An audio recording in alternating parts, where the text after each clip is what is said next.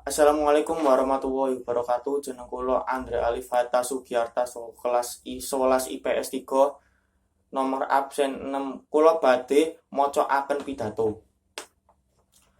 Assalamualaikum warahmatullahi wabarakatuh. Ayo kita bebarengan sapisan maneh ngaturaken puji lan syukur ing ngersane Allah Subhanahu wa taala amarga sing rahmat lan hidayah kita bisa rawuh ing acara pengetan ulang tahun ke-37 Kops Karyawan Indonesia. Ulang tahun Kopri tahun iki cocok banget kanggo digunakake minangka momentum kanggo ngundhakake moral pengetan tahun Kopri kaping 37 tahun iki pas karo ulang tahun ke-100 Awakening Nasional 80 tahun Sumpah Pemuda 63 tahun Proklamasi Kemerdekaan 37 tahun nelungan ora klebu wektu sing cedhak.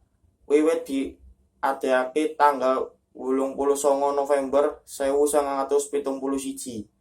Kopri minangka organisasi sing dadi perlindungan kanggo PNS.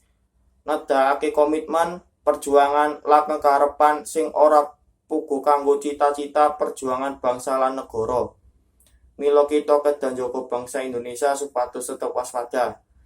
Iku kabeh saka wicara matur suwun. Wassalamualaikum warahmatullahi wabarakatuh.